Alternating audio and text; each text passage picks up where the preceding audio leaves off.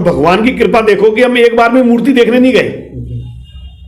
जो फोटो हमने उनको भेजी उसी के आधार पे उन्होंने हमारे को 2-3 सैंपल भेजे फोटो के, उसमें से हमने एक सैंपल पास कर दिया।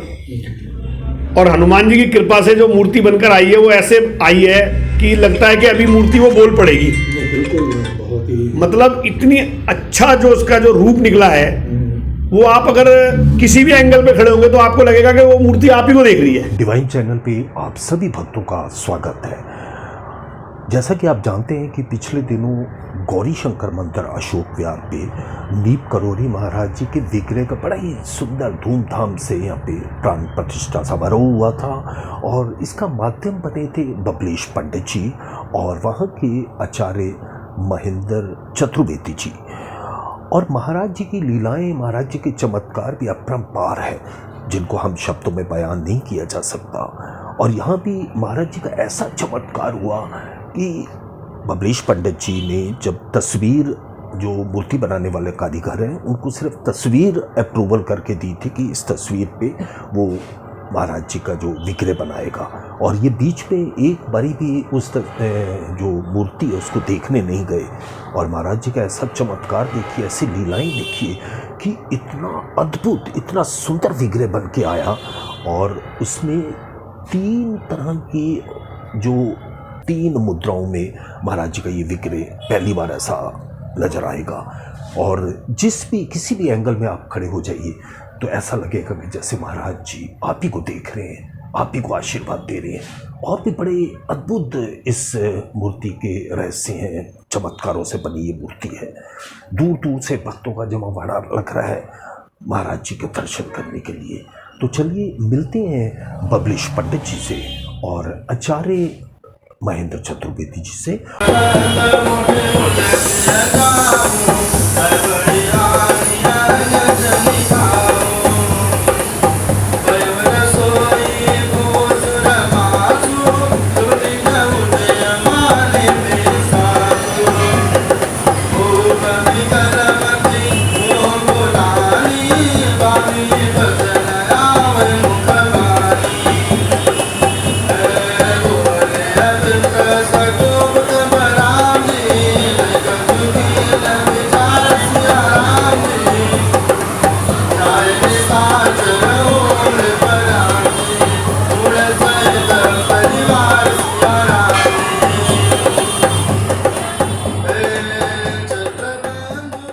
आज हम आपको मिलवाने जा रहे हैं बबलेश पंडित जी से, जिनके महाराज जी की जो इनको प्रेरणा हुई और इन्होंने गौरी शंकर मंदिर अशोक विहार में नीम करोरी महाराज जी की मूर्ति की प्राण प्रतिष्ठा करवाई।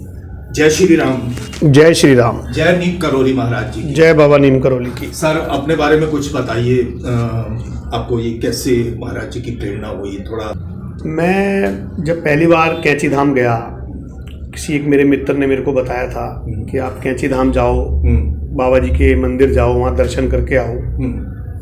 तो वहाँ से आने के बाद में मैंने काफ़ी लोगों को बताया कि मैं कैंची धाम गया था। तो कुछ और भी बाबा के भक्त थे जो वहाँ समय समय पर जाते रहते थे, तो उनसे भी बात हुई। तो बातों बातों में पता लगा कि एक बाबा जी का स्थान जो है जमुना बाजार, जो हमारा हनुमान मंदिर है, उसके पास में भी एक स्थान है।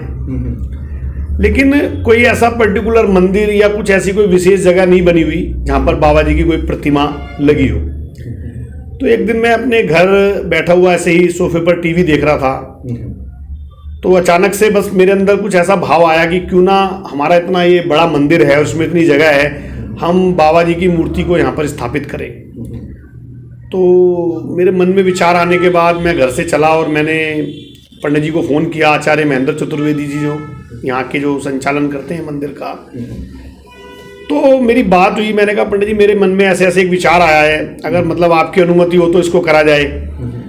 तो पंडित जी ने कहा ठीक है, जो हमारा मंदिर का ट्रस्ट है हम उनसे बात करते हैं और करवाते हैं इस काम को।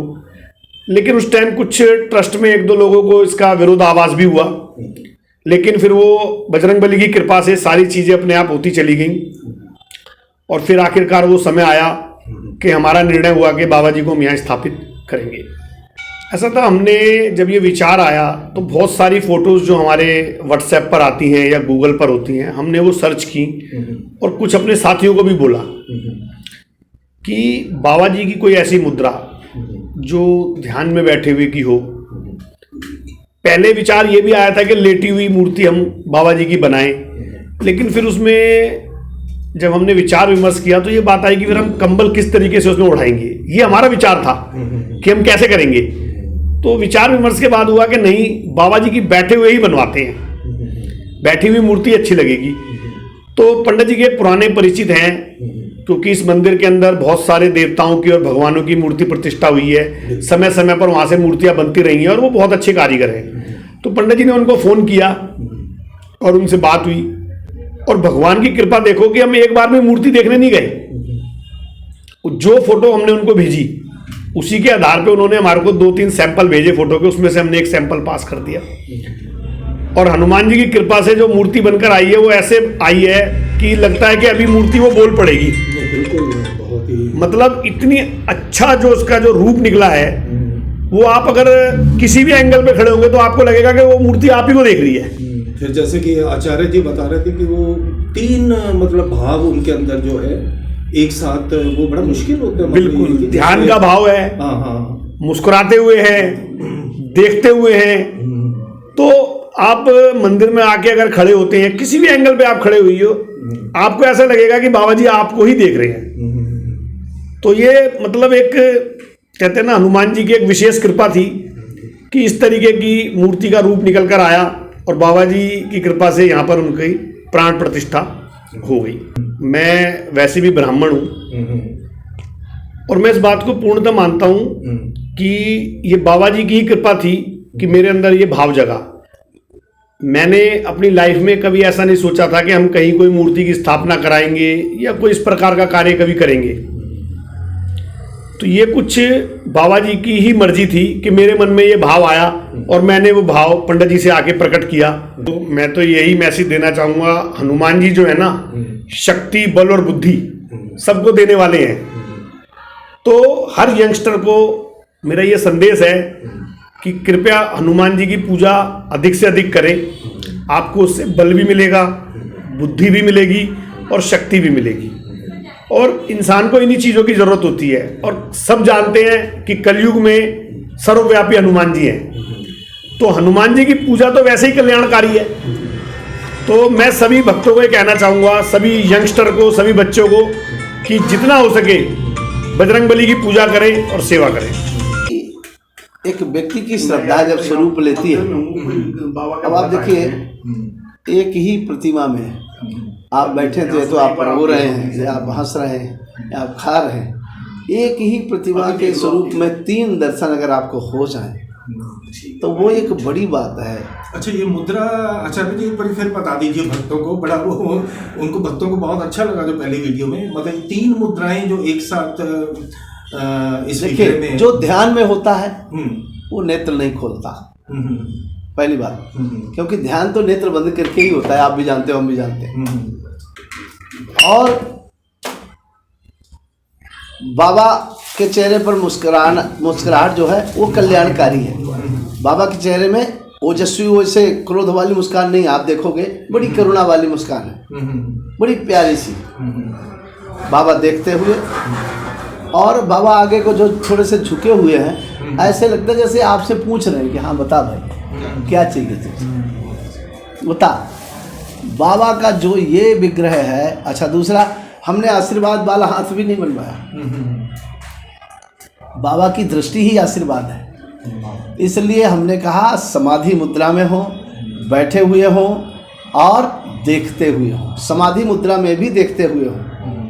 समाधि मुद्रा में शक्तियाँ जागृत होती हैं। चाहे आप भी समाधि मुद्रा में रहोगे तो थोड़ी देर के लिए आपके अंदर परमात्मा का वास हो जाता है, तो वो तो खुद ही परमात्मा है। तो उनको समाधि मुद्रा में बैठा करके हमने मन में यही भाव रखा कि अब इस समय बाबा के अंदर पूरी शक्तियाँ जागृत हो रही हैं, और जिनके ऊपर इस शक्ति से दृष्टि पड़ेगी वो उसके सारे कल्याण हो जाएंगे, उसके मन की सारी इच्छाएं पूरी हो जाएंगी। ये भाव रख के हमने ये किया। बहुत बहुत धन्यवाद, आपने अपना एक कीमती समय डिवाइन चैनल को दिया और एक बार फिर डिवाइन चैनल की तरफ से आप सभी को बहुत बहुत शुभकामनाएं इस शुभ कार्य के लिए, और नीप करोरी महाराज जी की आप पर, आपके परिवार पर और सभी भक्तों पर हमेशा कृपा बरसती रहे। जय श्री राम। जय श्री राम। जय नीप बाबा करोरी महाराज जी की जय महाराज। जय। जय।